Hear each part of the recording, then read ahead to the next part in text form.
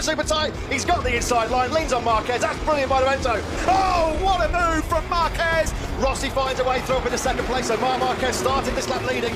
Oh, a massive moment there. Alex rings up the inside. It's a bit wide there from Marquez. And there's a Suzuki rider going through. Oh, Marquez. Looking again on the braking, and making the catch, trying to get up the inside. Marquez on the through side by side now. The two Hondas, the two Spanish riders.